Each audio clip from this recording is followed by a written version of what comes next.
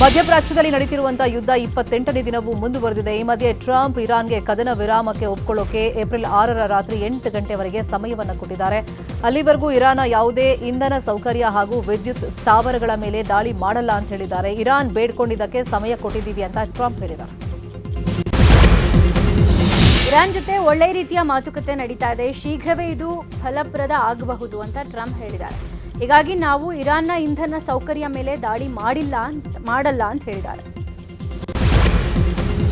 Iran ಬೇಡ್ಕೊಂಡಿದ್ದಕ್ಕೆ ಕದನ ವಿರಾಮಕ್ಕೆ ಮತ್ತಷ್ಟು ಸಮಯ ಕೊಟ್ಟಿದ್ದೀವಿ ಎಂದ ಟ್ರಂಪ್ಗೆ ಇರಾನ್ ತಿರುಗೇಟು ಕೊಟ್ಟಿದೆ. ನಾವು ಯಾವುದೇ ವಿರಾಮ ಕೇಳಿಲ್ಲ, ಟ್ರಂಪ್ ಸುಳ್ಳು ಹೇಳ್ತಾ ಇದ್ದಾರೆ. ಇಂಧನ ಮೂಲ ಸೌಕರ್ಯವನ್ನ ಗುರಿಯಾಗಿಸಿಕೊಂಡು ದಾಳಿ ನಿಲ್ಲಿಸೋಕೆ ನಾವು ಬೇಡ್ಕೊಂಡಿಲ್ಲ ಅಂತ ಇರಾನ್ ಹೇಳ್ಕೊಂಡಿದೆ. ಇಸ್ರೇಲ್ ಮೇಲೆ ಇರಾನ್ ದಾಳಿ ಮಾಡ್ತಾ ಇದೆ. ತಡರಾತ್ರಿ ಹೈಫಾ ಬಂದರಿನ ಮೇಲೆ ದಾಳಿ ಮಾಡಿದೆ. ಇಸ್ರೇಲ್ನ ಇಂಧನ ಟ್ಯಾಂಕರ್ಗಳನ್ನೇ ಟಾರ್ಗೆಟ್ ಮಾಡಿದೆ. ಇಸ್ರೇಲ್ನ ಫೈಟರ್ ಜೆಟ್ಗಳನ್ನು ಗುರಿಯಾಗಿಸಿಕೊಂಡು ಇರಾನ್ ದಾಳಿ ಮಾಡಿದೆ. ಇರಾನ್ನ ಟೆಹರಾನ್ ಮೇಲೆ ಇಸ್ರೇಲ್ ದಾಳಿ ಮಾಡ್ತಲೇ ಇದೆ. ಇಸ್ಫಹಾನ್ ಮೇಲೆ ಇಸ್ರೇಲ್ ಕ್ಷಿಪಣಿಗಳಿಂದ ಡ್ರೋನ್ ದಾಳಿ ಮಾಡಿದೆ. ಇರಾನ್ನ ಪೂರ್ವ ಟೆಹರಾನ್ನಲ್ಲಿಯೂ ಇಸ್ರೇಲ್ ಭೀಕರ ದಾಳಿ ಮಾಡಿದೆ. ಹಲವು ಕಟ್ಟಡಗಳು ಧ್ವಂಸಗೊಂಡಿವೆ. ಇರಾನ್ ಮೇಲೆ ಭೀಕರ ದಾಳಿ ಮಾಡಿರೋ ಇಸ್ರೇಲ್ ಹಲವು ನಗರಗಳ ಮೇಲೆ ಏರ್ ಸ್ಟ್ರೈಕ್ ಮಾಡಿದೆ.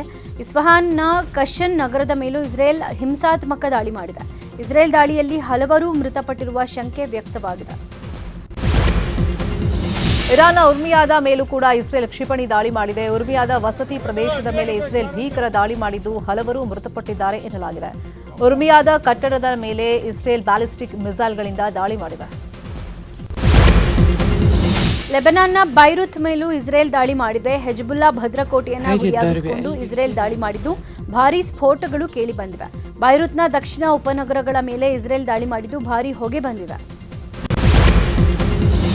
ಮಿತ್ರ ರಾಷ್ಟ್ರಗಳನ್ನು ಬಿಟ್ಟು ಶತ್ರು ರಾಷ್ಟ್ರಗಳ ಹಡಗುಗಳಿಗೆ ಹರ್ಮುಜ್ ಜಲಸಂಧಿಯಲ್ಲಿ ಇರಾನ್ ನಿರ್ಬಂಧ ವಿಧಿಸಿದೆ. ಇದನ್ನು ಸಮರ್ಥನೆ ಮಾಡಿಕೊಂಡಿರುವಂತಹ ಇರಾನ್ ವಿದೇಶಾಂಗ ಸಚಿವ ಅಬ್ಬಾಸ್ ಅರಚ್ಚಿ ಶತ್ರು ಹಡಗುಗಳ ಸಾಗಣೆಯನ್ನು ತಡೆಯುವುದು ಇರಾನ್ನ ಕಾನೂನುಬದ್ಧ ಹಕ್ಕು ಅಂತ ಹೇಳಿದ್ದಾರೆ. ಸದ್ಯ ಹರ್ಮುಜ್ ಜಲಸಂಧಿಯಲ್ಲಿ ಅಭದ್ರತೆಗೆ ಅಮೆರಿಕ ಮತ್ತು ಇಸ್ರೇಲ್ ಕಾರಣ ಅಂತ ಹೇಳಿದೆ. ಈ ಮಧ್ಯೆ ಹರ್ಮುಜ್ ಜಲಸಂಧಿಯ ಮೂಲಕ ಹಾದು ಹೋಗುವ ಹಡಗುಗಳಿಗೆ ಭದ್ರತೆ ಮತ್ತು ಮೇಲ್ವಿಚಾರಣೆಗಾಗಿ ಶುಲ್ಕ ವಿಧಿಸುವ ಮಸೂದೆಯನ್ನ ರಚಿಸ್ತಾ ಇದೆ ಅಂತ ಹೇಳಿದ್ದಾರೆ. ಇಸ್ರೇಲ್ ಮತ್ತು ಅಮೆರಿಕ ಇರಾನ್ನ ಟೆಹರಾನ್ ಮೇಲೆ ಜಂಟಿಯಾಗಿ ದಾಳಿ ಮಾಡ್ತಾ ಇದೆ. ಸದ್ಯ ಟೆಹರಾನ್ನಲ್ಲಿರುವ ಪಾಕ್ ರಾಯಭಾರಿ ಕಚೇರಿ ಸುತ್ತಮುತ್ತಲೇ ಅಮೆರಿಕ ಹಾಗೂ ಇಸ್ರೇಲ್ ದಾಳಿ ಮಾಡಿದೆ. ಪಾಕಿಸ್ತಾನ ರಾಯಭಾರ ಕಚೇರಿಗೆ ಯಾವುದೇ ಹಾನಿಯಾಗಿಲ್ಲ. ಇಸ್ರೇಲ್ ಹಾಗೂ ಅಮೆರಿಕ ನಡೆಗೆ ಪಾಕಿಸ್ತಾನ ಕೆಂಡ ಕಾರಿದೆ. ಅಬುದಾಬಿ ಮೇಲೆ ಇರಾನ್ ನಡೆಸಿದ ದಾಳಿಯಲ್ಲಿ ಓರ್ವ ಭಾರತೀಯ ಸಾವನ್ನಪ್ಪಿದ್ದಾನೆ. ಇರಾನ್ ಮಾಡಿದ ಕ್ಷಿಪಣಿ ದಾಳಿಯನ್ನ ಅಬುದಾಬಿ ತಡೆದಿದೆ. ಈ ವೇಳೆ ಕ್ಷಿಪಣಿಯ ಅವಶೇಷ ಬಿದ್ದು ಭಾರತೀಯನೋರ್ವ ಮೃತಪಟ್ಟಿದ್ದಾನೆ. ಕೊಲ್ಲಿ ರಾಷ್ಟ್ರಗಳಲ್ಲಿ ಭೀಕರ ಯುದ್ಧ ನಡೀತಾ ಇದೆ. ಇದರಿಂದ ಜಾಗತಿಕ ಮಾರ್ಕೆಟ್ನಲ್ಲಿ ತೈಲ ಹಾಗೂ ಅನಿಲಕ್ಕೆ ಅಭಾವ ಉಂಟಾಗಿದೆ. ಈಗಾಗಲೇ ಪ್ರಧಾನಿ ಮೋದಿ ಕೊರೋನಾದಂಥ ಸಂದರ್ಭ ಬರಬಹುದು ಅಂತ ಹೇಳಿದ್ದಾರೆ. ಸದ್ಯ ಈಗ ರಷ್ಯಾ ಅಧ್ಯಕ್ಷ ಪುಟಿನ್ ಕೂಡ ಯುದ್ಧದಿಂದ ಜಾಗತಿಕ ಮಟ್ಟದಲ್ಲಿ ಕೋವಿಡ್ನಂತೆ ಆಘಾತ ಉಂಟಾಗಬಹುದು ಅಂತ ಹೇಳಿದ್ದಾರೆ. ಈಗ ಯುದ್ಧದಿಂದ ಏನೆಲ್ಲ ಎಫೆಕ್ಟ್ ಆಗ್ತಾ ಇದೆ ನೋಡ್ತಾ ಹೋಗೋಣ. ಮಧ್ಯಪ್ರಾಚ್ಯದಲ್ಲಿ ಯುದ್ಧ ಸಂಘರ್ಷ ವಿಚಾರವಾಗಿ ಚರ್ಚಿಸಲು ಪ್ರಧಾನಿ ನರೇಂದ್ರ ಮೋದಿ ಇವತ್ತು ಎಲ್ಲ ರಾಜ್ಯಗಳ ಸಿಎಂಗಳ ಸಭೆ ಕರೆದಿದ್ದಾರೆ. ಆದರೆ ಮೋದಿ ಜೊತೆಗಿನ ಸಭೆಗೆ ಸಿಎಂ ಸಿದ್ದರಾಮಯ್ಯ ಗೈರಾಗುವಂತ ಸಾಧ್ಯತೆ ಇದೆ. ಆಹಾರ ಸಚಿವ ಮುನಿಯಪ್ಪ ಸಭೆಯಲ್ಲಿ ಪಾಲ್ಗೊಳ್ಳುತ್ತಾರೆ. ಮಧ್ಯಪ್ರಾಚ್ಯ ಬಿಕ್ಕಟ್ಟಿನ ನಡುವೆ ದೇಶದ ಜನರಿಗೆ ಕೇಂದ್ರ ಸರ್ಕಾರ ಗುಡ್ ನ್ಯೂಸ್ ಕೊಟ್ಟಿದೆ. ಪೆಟ್ರೋಲ್ ಡೀಸೆಲ್ ಮೇಲೆ ಅಬಕಾರಿ ಸುಂಕ ಕಡಿತಗೊಳಿಸಿದೆ. ಪೆಟ್ರೋಲ್ ಮೇಲಿನ ಸುಂಕ 13 ರೂಪಾಯಿಂದ 3 ರೂಪಾಯಿಗೆ ಮತ್ತು ಡೀಸೆಲ್ ಮೇಲಿನ ಅಬಕಾರಿ ಸುಂಕವನ್ನು 10 ರೂಪಾಯಿಂದ 0ಕ್ಕೆ ಇಳಿಕೆ ಮಾಡಿದೆ. ಯುದ್ಧದ ಬಿಕ್ಕಟ್ಟಿನಿಂದ ಭಾರತೀಯ ತೈಲ ಕಂಪನಿಗಳು ಎದುರಿಸ್ತಾ ಇರುವಂತಹ ನಷ್ಟವನ್ನು ಸರಿದೂಗಿಸೋಕೆ ಕೇಂದ್ರ ಸರ್ಕಾರ ಈ ನಿರ್ಧಾರ ಕೈಗೊಂಡಿದೆ. ಆದರೆ ಇದರಿಂದ ಗ್ರಾಹಕರಿಗೆ ಯಾವುದೇ ಉಳಿತಾಯ ಆಗೋ ಸಾಧ್ಯತೆ ಇಲ್ಲ. ಮಧ್ಯಪ್ರಾಚ್ಯ ರಾಷ್ಟ್ರಗಳಲ್ಲಿ ಯುದ್ಧ ಹಿನ್ನೆಲೆಯಲ್ಲಿ ಜಾಗತಿಕ ಮಾರ್ಕೆಟ್ನಲ್ಲಿ ರೂಪಾಯಿ ಮೌಲ್ಯ ಕುಸಿದಿದೆ. ಅಮೆರಿಕನ್ ಡಾಲರ್ ಎದುರು ಭಾರತದ ರೂಪಾಯಿ ಮೌಲ್ಯ 94ಕ್ಕೆ ಇಳಿಕೆಯಾಗಿದೆ. ಮಧ್ಯಪ್ರಾಚ್ಯದಲ್ಲಿ ನಡೆಯುತ್ತಿರುವಂತಹ ಸಂಘರ್ಷದ ಪರಿಣಾಮವಾಗಿ ರೂಪಾಯಿ ಈ ವರ್ಷ ಆರಂಭದಿಂದಲೇ ಮೌಲ್ಯ ಕಳ್ಕೊಳ್ತಾ ಇದೆ. ಗದಗ ಜಿಲ್ಲೆಯ ನರಗುಂದ ಪಟ್ಟಣದಲ್ಲೂ ಸಿಲಿಂಡರ್ ಅಭಾವ ಹೆಚ್ಚಾಗಿದೆ. ಮುಂಜಾನೆ 6 ಗಂಟೆಯಿಂದಲೇ ಗ್ಯಾಸ್ ಏಜೆನ್ಸಿ ಮುಂದೆ ಕ್ಯೂ ನಿಂತ ಜನ ಸಿಲಿಂಡರ್ ಪಡೆಯೋಕೆ ಹರಸಾಹಸ ಪಡ್ತಾ ಇದ್ದಾರೆ. ಮನೆಯಲ್ಲಿ ಅಡುಗೆ ಮಾಡೋಕೆ ಗ್ಯಾಸ್ ಇಲ್ಲ, ಸೌದೆ ಕೂಡ ಸಿಗ್ತಾ ಇಲ್ಲ ಅಂತ ಮಹಿಳೆಯರು ಬೇಸರ ವ್ಯಕ್ತಪಡಿಸಿದ್ದಾರೆ. ಮೀನುಗಾರರಿಗೂ ಯುದ್ಧದ ಬಿಸಿ ತಟ್ಟಿದೆ. ಡೀಸೆಲ್ ಕೊರತೆ ಹಿನ್ನೆಲೆಯಲ್ಲಿ ಉಡುಪಿಯಲ್ಲಿ ಸಮುದ್ರಕ್ಕೆ ಇಳಿಯೋಕೆ ಮೀನುಗಾರರು ಮೀನಾಮೇಷ ಎಣಿಸ್ತಾ ಇದ್ದಾರೆ. ಹೀಗಾಗಿ ಸಬ್ಸಿಡಿ ಕೊಡದೇ ಇದ್ರೂ ಪರವಾಗಿಲ್ಲ, ಡೀಸೆಲ್ ಕೊಡಿ ಅಂತ ಉಡುಪಿ ಜನಪ್ರತಿನಿಧಿಗಳು ಕೇಂದ್ರ ಪೆಟ್ರೋಲಿಯಂ ಸಚಿವರಿಗೆ ಮನವಿ ಮಾಡಿದ್ದಾರೆ.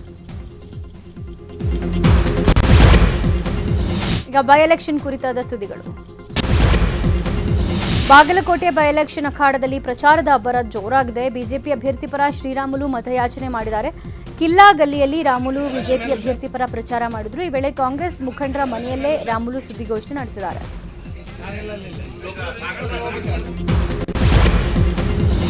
ಇದೀಗ ರಾಮನವಮಿ ಆಚರಣೆ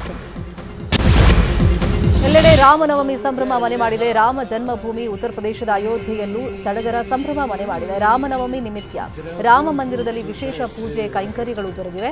ರಾಮಲಲ್ಲಾನಿಗೆ ವಿಶೇಷ ಅಭಿಷೇಕ ಪೂಜೆ ಪುನಸ್ಕಾರ ಮಾಡಲಾಗಿದೆ. ರಾಮಲಲ್ಲಾನಿಗೆ ವಿಶೇಷ ಆರತಿಯಾಗಿದೆ.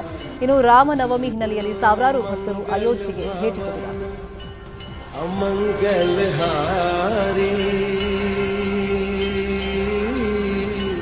द्रवहु सुदशरथ अजिर बिहारी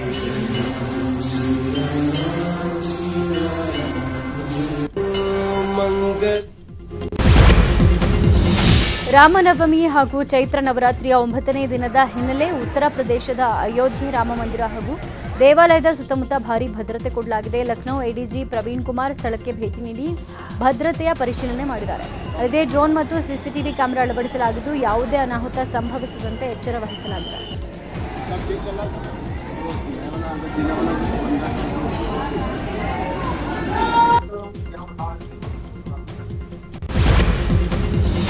ಜಮ್ಮು ಕಾಶ್ಮೀರದ ಶ್ರೀನಗರದ ಹಬ್ಬ ಕಡಲ್ನಲ್ಲಿರುವಂತಹ ರಘುನಾಥ ದೇವಸ್ಥಾನದಲ್ಲಿ 36 ವರ್ಷಗಳ ನಂತರ ರಾಮನವಮಿ ಆಚರಣೆ ಮಾಡಲಾಗಿದೆ. ಈ ಶುಭ ಸಂದರ್ಭದಲ್ಲಿ ದೇವಾಲಯದ ಸಮಿತಿ ಹೋಮ ಹವನ ಮಾಡ್ತಾ ಇದ್ದು ಹಲವು ಕಾರ್ಯಕ್ರಮಗಳನ್ನು ಆಯೋಜನೆ ಮಾಡಿದೆ. 36 ವರ್ಷಗಳ ನಂತರ ರಾಮನವಮಿ ಆಚರಣೆ ಮಾಡಲಾಗ್ತಿರುವಂತಹ ಹಿನ್ನೆಲೆಯಲ್ಲಿ ಭಾರೀ ಸಂಖ್ಯೆಯಲ್ಲಿ ಭಕ್ತರು ದೇವಸ್ಥಾನಕ್ಕೆ ಬರ್ತಾ ಇದ್ದಾರೆ.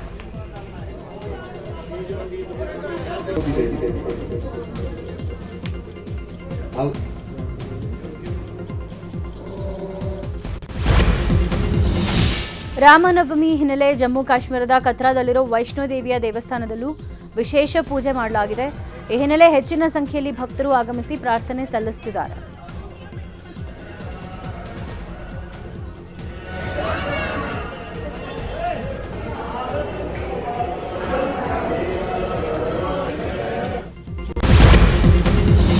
ರಾಮನವಮಿ ಹಾಗೂ ಚೈತ್ರ ನವರಾತ್ರಿ ಹಿನ್ನೆಲೆಯಲ್ಲಿ ದೆಹಲಿಯ ಛತ್ತರ್ಪುರದ ಶ್ರೀ ಆದ್ಯ ಕಾತ್ಯಾಯಿನಿ ಶಕ್ತಿಪೀಠದಲ್ಲಿ ವಿಶೇಷ ಪೂಜೆ ಮಾಡಲಾಗಿದೆ. ಅಲ್ಲದೆ ಬೆಳಗಿನ ಜಾವದಿಂದಲೇ ಆರತಿ ಶುರುವಾಗಿದ್ದು ಭಾರೀ ಸಂಖ್ಯೆಯಲ್ಲಿ ಭಕ್ತಾದಿಗಳು ಆಗಮಿಸ್ತಾ ಇದ್ದಾರೆ. ಆರತಿ ವೇಳೆ ಭಕ್ತರು ಭಜನೆ ಮಾಡ್ತಾ ಹೆಜ್ಜೆ ಹಾಕಿ ಖುಷಿ ಪಟ್ಟಿದ್ದಾರೆ.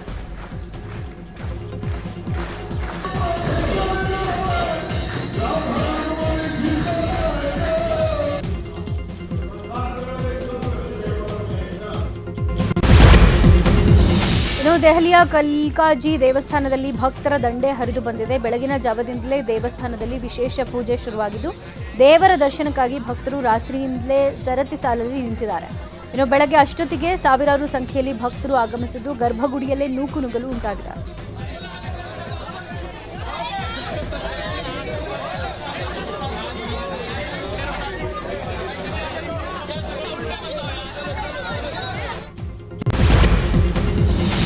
ರಾಮನವಮಿ ಹಾಗೂ ಚೈತ್ರ ನವರಾತ್ರಿ ಹಿನ್ನೆಲೆಯಲ್ಲಿ ವಾರಣಾಸಿಯ ಅಷ್ಟಭುಜ ದೇವಿ ದೇವಸ್ಥಾನದಲ್ಲಿ ವಿಶೇಷ ಹೋಮ ಹವನ ಮಾಡಲಾಗ್ತಾ ಇದೆ. ಅಲ್ಲದೆ ಅಷ್ಟಭುಜ ದೇವಿಗೆ ಹೂವುಗಳಿಂದ ವಿಶೇಷ ಅಲಂಕಾರ ಮಾಡಲಾಗಿದ್ದು ದೇವಿಯನ್ನ ಕಣ್ತುಂಬಿಕೊಳ್ಳುವುದಕ್ಕೆ ನೂರಾರು ಸಂಖ್ಯೆಯಲ್ಲಿ ಭಕ್ತರು ಆಗಮಿಸ್ತಾ ಇದ್ದಾರೆ. ಈಗ ರಾಜಕೀಯದ ಪ್ರಮುಖ ಸುದ್ದಿಗಳು.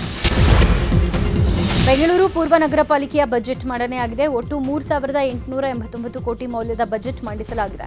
ಪೂರ್ವ ನಗರ ಪಾಲಿಕೆ ಆಯುಕ್ತ ರಮೇಶ್ ಬಜೆಟ್ ಮಂಡನೆ ಮಾಡಿದ್ದಾರೆ. ಕಸ ತ್ಯಾಜ್ಯ ವಿಲೇವಾರಿಗೆ 300 ಕೋಟಿ, ಆರೋಗ್ಯ ಶಿಕ್ಷಣಕ್ಕೆ 267 ಕೋಟಿ, ಸಾರ್ವಜನಿಕ ಅಭಿವೃದ್ಧಿ ಕಾಮಗಾರಿಗೆ 240 ಕೋಟಿ ಮೀಸಲಿಡಲಾಗಿದೆ. ಇದೀಗ ರಾಜ್ಯದ ಪ್ರಮುಖ ಸುದ್ದಿ.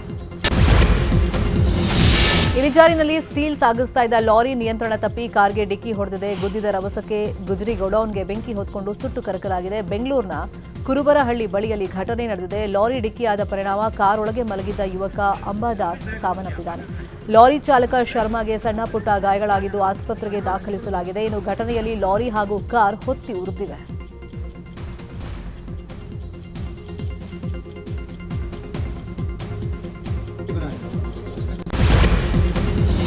ಲಾರಿ ಹಾಗೂ ಕಾರು ನಡುವೆ ಅಪಘಾತವಾದ ಸ್ಥಳಕ್ಕೆ ಶಾಸಕ ಗೋಪಾಲಯ್ಯ ಭೇಟಿ ನೀಡಿ ಪರಿಶೀಲನೆ ಮಾಡಿದ್ದಾರೆ. ಈ ವೇಳೆ ಮಾತನಾಡಿದ ಅವರು, ಈಗಾಗಲೇ ಫ್ಲೈ ಓವರ್ ಕೆಲಸ ಶುರುವಾಗಿದೆ.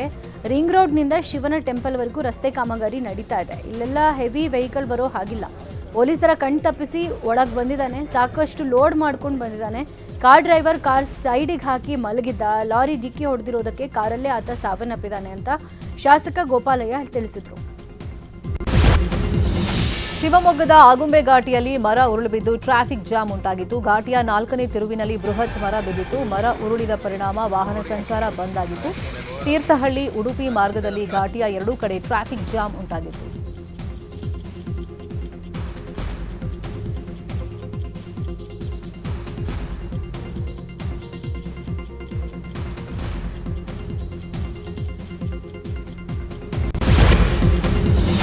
ಹಾವೇರಿ ಜಿಲ್ಲೆಯಲ್ಲಿ ಭಾರೀ ಮಳೆಯಾಗಿದ್ದು ಆಲಿಕಲ್ಲು ಮಳೆಯಿಂದ ಹೂವಿನ ಗಿಡಗಳು ಸಂಪೂರ್ಣ ನಾಶವಾಗಿವೆ. ಹಾವೇರಿ ಜಿಲ್ಲೆ ರಾಣೆಬೆನ್ನೂರು ತಾಲೂಕಿನ ಲಿಂಗದಹಳ್ಳಿ ಗ್ರಾಮದಲ್ಲಿ ಉತ್ತಮ ಬೆಳೆ ನಿರೀಕ್ಷೆಯಲ್ಲಿದ್ದ ರೈತ ತಲೆ ಮೇಲೆ ಕೈ ಹೊತ್ತು ಕೂರುವಂತಾಗಿದೆ. ಬಿಳಿ ಮತ್ತು ಹಳದಿ ಸೇವಂತಿಗೆ ಹೂಗಳೆಲ್ಲ ಸಂಪೂರ್ಣ ನೆಲಸಮವಾಗಿವೆ. ಹೂಗಳೆಲ್ಲ ಕಪ್ಪು ಬಣ್ಣಕ್ಕೆ ತಿರುಗಿದ್ದು ಗಿಡದಲ್ಲೇ ಸುಟ್ಟು ಹೋಗಿವೆ. ಚಾಮರಾಜನಗರ ಜಿಲ್ಲೆ ಗುಂಡ್ಲುಪೇಟೆ ತಾಲೂಕಿನ ಚನ್ನಮಲ್ಲಿಪುರ ಬಳಿ ಹುಲಿ ಸೆರೆ ಹಿಡಿಯಲಾಗಿದೆ. ಮೊನ್ನೆ ತಾನೇ ಮರಿ ಹುಲಿಯನ್ನ ಸೆರೆ ಹಿಡಿಯಲಾಗಿತ್ತು. ಇದೀಗ ಸಾಕಾನೆ ಭೀಮಾ ಮಹೇಂದ್ರ ಮೂಲಕ ಕಾರ್ಯಾಚರಣೆ ನಡೆಸಿ ಅರವಳಿಕೆ ಚುಚ್ಚುಮದ್ದು ಕೊಟ್ಟು ತಾಯಿ ಹುಲಿಯನ್ನು ಸೆರೆ ಹಿಡಿಯಲಾಗಿದೆ. ಮತ್ತೊಂದು ಮರಿ ಹುಲಿ ಸೆರೆಗೆ ಕಾರ್ಯಾಚರಣೆ ಮುಂದುವರಿಸಲಾಗಿದೆ.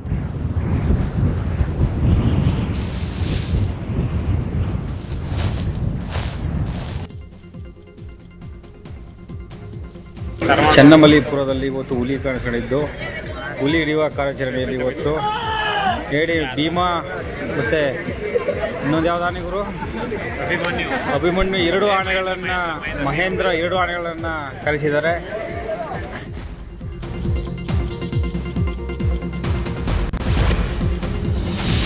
ಮಂಗಳೂರು ಹೊರವಲಯದ ನೆಕ್ಕರೆ ಪರಿಸರದಲ್ಲಿ ಓಡಾಡ್ತಾ ಇದ್ದ ಚಿರತೆ ಬೋನಿಗೆ ಬಿದ್ದಿದೆ. ಕಳೆದ ಕೆಲವು ದಿನಗಳಿಂದ ಬೃಹತ್ ಗಾತ್ರದ ಚಿರತೆಯೊಂದು ಓಡಾಡ್ತಾ ಇತ್ತು. ಚಿರತೆಯ ಇರುವಿಕೆ ಬಗ್ಗೆ ಸ್ಥಳೀಯರು ಅರಣ್ಯ ಇಲಾಖೆಯವರಿಗೆ ಮಾಹಿತಿಯನ್ನು ಕೊಟ್ಟಿದ್ರು. ಅರಣ್ಯ ಇಲಾಖೆ ಸಿಬ್ಬಂದಿ ಬೋನನ್ನು ಇರಿಸಿದ್ದು, ಇದೀಗ ಈ ಬೋನಿಗೆ ಚಿರತೆ ಬಿದ್ದಿದ್ದು ಸ್ಥಳೀಯರು ನಿರಾಳರಾಗಿದ್ದಾರೆ.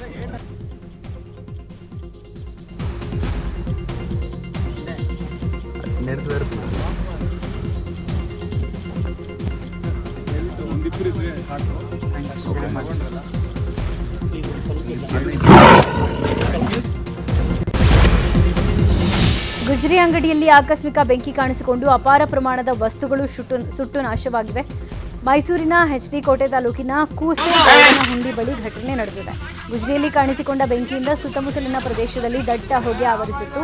ಅಗ್ನಿಶಾಮಕ ಸಿಬ್ಬಂದಿ ಆಗಮಿಸಿ ಬೆಂಕಿಯನ್ನು ನಂದಿಸಿದ್ದಾರೆ.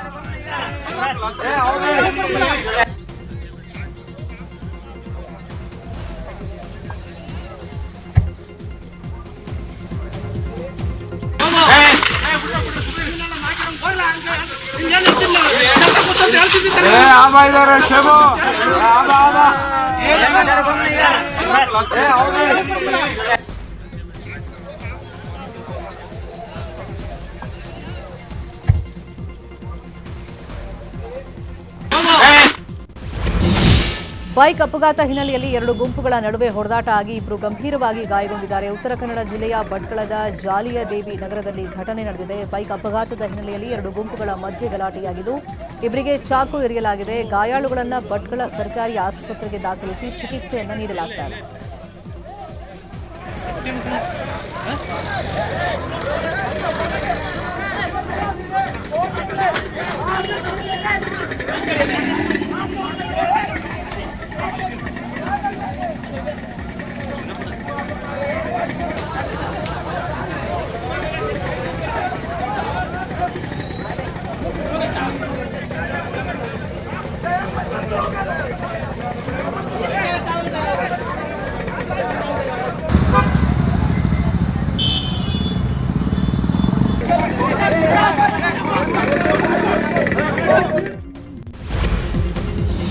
ವರದಕ್ಷಿಣೆ ಹಣದ ಜೊತೆ ಕಿಯಾ ಕಾರು ಕೊಟ್ಟರು ಹೆಂಡತಿಗೆ ಕಿರುಕುಳ ಕೊಡ್ತಾ ಇರುವ ಆರೋಪ ಕೇಳಿಬಂದಿದೆ.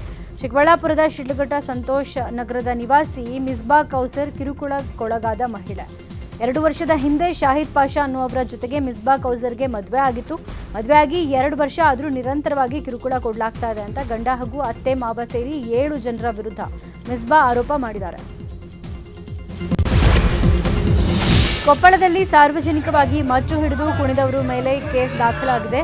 ಕನಕಗಿರಿ ತಾಲೂಕಿನ ನಬಲಿ ತಾಂಡಾದ ಯುವಕರು ಯುಗಾದಿಯಂದು ಬಣ್ಣ ಎರಚಾಡಿ ಸಾಂಗ್ ಹಾಕೊಂಡು ಮಚ್ ಹಿಡ್ಕೊಂಡು ಡ್ಯಾನ್ಸ್ ಮಾಡಿದ್ದಾರೆ. ವಿಡಿಯೋ ವೈರಲ್ ಆಗ್ತಾ ಇದ್ದು, ವಿಡಿಯೋ ಆಧರಿಸಿ ಕನಕಗಿರಿ ಠಾಣೆಯ ಪೊಲೀಸರು ಪ್ರಕರಣ ದಾಖಲಿಸಿಕೊಂಡಿದ್ದಾರೆ.